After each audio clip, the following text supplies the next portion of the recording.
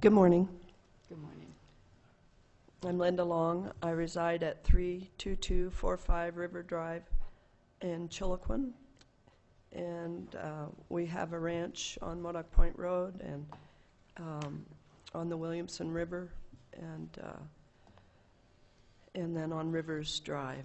And I also have a real estate business in the area for mostly ranch and ag resident or real estate. I'm also vice president of the off-project water users, and we have been represented on the KBRA up until toward the end of the negotiations. We have given support to the KBRA originally when we were all in it for affordable power, secure water, and protection from the SA. And it quickly diverted from that goal to more individual groups and people in the basin gaining, we felt, more of the benefits. I too have been in agriculture for 3 generations in this basin, and I hate to see it be a thing of the past because of irrigation water. We are in the upper basin, quite different from the lower basin, and it is unfortunate that some of our farming communities have been pulled apart by this agreement. I do feel bad about that, and I like to be a negotiator in this community, but sometimes you have to take a stand. And my stand is against the KBRA. I feel that the people of the community, the Klamath Basin, and the California basins that have been at the election and voted have strongly supported their stand to be against the KBRA. And I feel like for the commissioners to vote at this time for the KBRA to go forward would be against the vote of the public in the Klamath Basin. They have voted for 3 commissioners who stand, part of their policy was against the KBRA, and I think that should be taken as advice in this situation. The Upper Basin has lost over 100,000 acres of irrigated ground in this last 10 years or so, and now they're asking for another 30,000 acres of land from us up there, or 30,000 acre feet of water, pardon me. And I think that that is unfair. I think that the Upper Basin has also worked for many years, meeting with the tribes, looking for solutions, and at one time had one that they took to Washington, D.C., and was defeated by the Department of Interior. I think the more that we get the government involved in our local business, the worse off our outcomes will be. Thank you. Thank you. Gary Derry, Mullion, Oregon, 19055 Drazel Road, farmer down there, represent Mullion and Shasta View Irrigation District. I just want to take this opportunity to thank the commissioners for their past support of the KBRA. The KBRA is the only product on the table today that deals with all the issues we're all concerned about. You hear a lot of naysayers speak against the KBRA. Much like you've already heard here today, there's no other solutions. It's easy to say no. It's much harder to put your head together with 40 some other people and come up with a real solution. No, no, no is not a solution. I suggest that you continue to support the KBRA, and thank you for your past support. Thank you. My name is Rocky Liskey. I live at 4770 Township Road. We are farmers there on the Lower Klamath Lake. And I urge you to support the amendment to the KBRA. We have many issues within the KBRA that individuals can pick out, make a stance on it in the negative. But when you look at the whole of the KBRA and the solutions that it brings, I can't imagine sitting down in a room full of people that we're formerly fighting with and coming out with a solution. And I think those that did that demand or deserve a tremendous amount of applause just for their efforts. So I would urge that you look at the whole of the KBRA and what it does for the agriculture community here in the Klamath Basin. I'd like to take this time, Al and Cheryl, to thank you for your service over the last years. We appreciate it. Thank you. Jim Belay, 2346 Niles Street, Klamath Falls. This is a very frustrating situation. It's a frustrating situation for the people for it, frustrating situation for the people against it. Must be a frustrating situation for the legislature. Legislature has not funded this. We're going to extend it for 2 more years and hope that they fund it. I don't believe they will. I don't believe this is an agreement. I think it's a disagreement. When everybody that I talk to in the community has a problem with the KBRA, except a few. Yourself, you signed on to it, but you have stated publicly that you're against dam removal. You knew it was a dam removal agreement, but you signed on to it. Now you have an opportunity to stand behind the fact that you do not like dam removal and not sign this agreement. It does not solve the problem. I like the sign that Steve had out here, said the problem is water storage. We need to address it. It was not addressed in KBRA. That's the main problem. As county commissioners, you have to look at what is this going to do for the county. The county is going to lose money.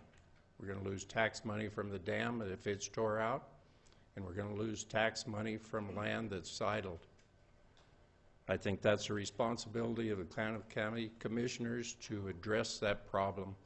I don't think there's enough money in the KBRA to put back in the coffers the money that's going to be lost from dam removal. Why extend this 2 more years?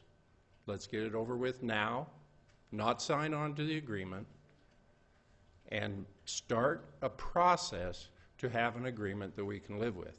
I believe in an agreement. I don't believe in the KBRA agreement, but we absolutely need some type of an agreement.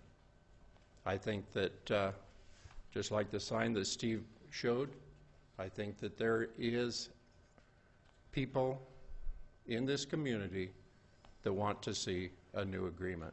I think the election proved that, and I think that's the way that we need to move on. Thank you. Thank you. Hello, Commissioners. Thank you for the opportunity to speak today. I'm Roger Nicholson, Box 458, Fort Klamath, Oregon. I'm here today to speak for myself as well as Resource Conservancy, which represents over 100,000 acres in the Upper Klamath Basin. We are the group that when we heard that appropriation and distribution of water would be handled under KBRA, petitioned to be part of the KBRA. We were denied. We are the citizens that were denied any opportunity, any input, and as a result, the spoils go to the victors of who sits at the table. It was an exclusionary group.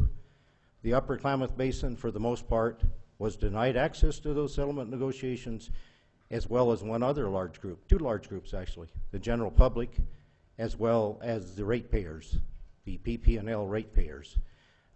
You can imagine their dismay, and I don't want to be misquoted. I support affordable power also. But here you come out with a settlement with the commissioners approving it, a settlement that led to rates going up, immediately going up for decommissioning of dams, yet the ratepayers never had a seat at the table, and at the same time we're told that part of the process is to bring affordable power to agriculture. The process itself created tremendous division by having an exclusionary process. The cattle business is the biggest ag business in the Klamath Basin as well as the state of Oregon. It's by far the biggest. The KBRA in itself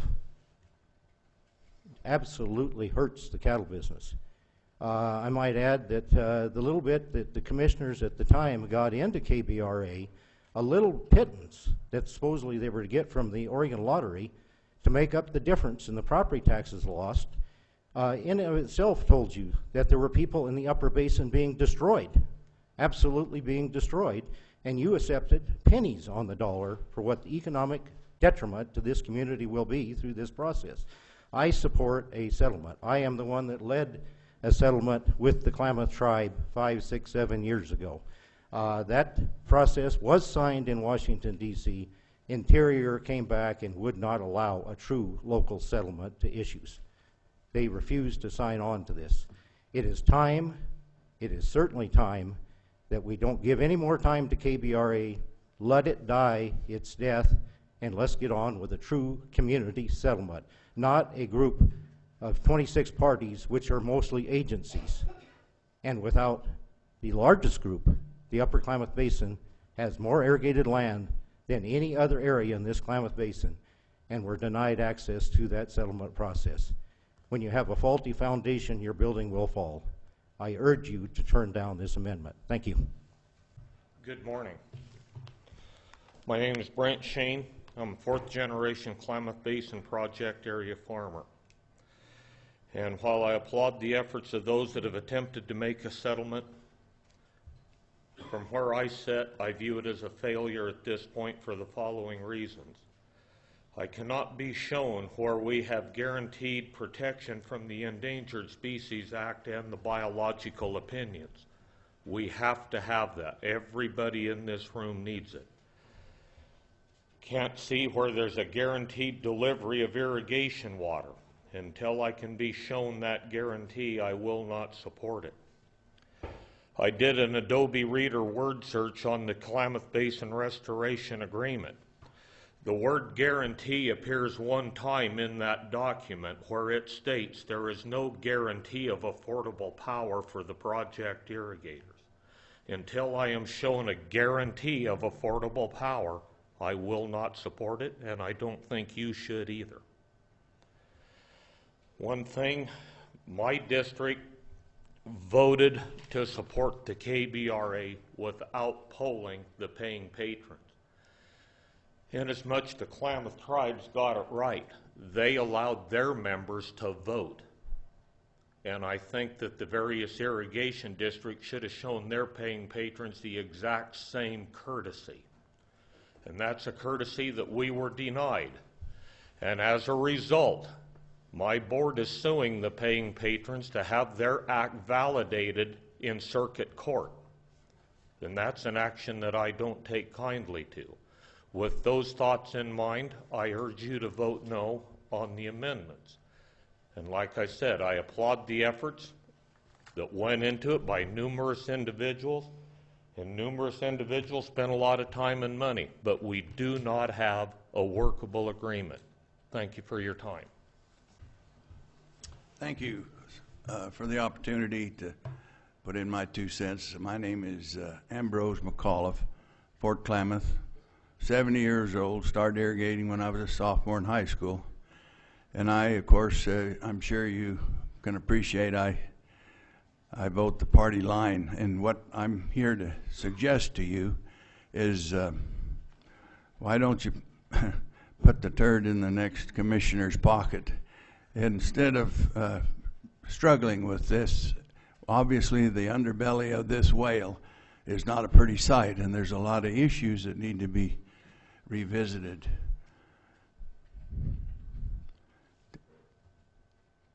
This is a great opportunity to restore the confidence of the electorate, which, by the way, would you call it a landslide? I think it would, in most circles, a landslide, no.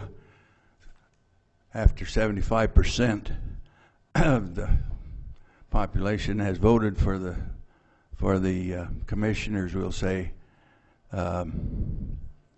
What more is there, I mean, to discuss? I can only appreciate the opinions offered here by the project users, and I thank them for their honesty. Thank you.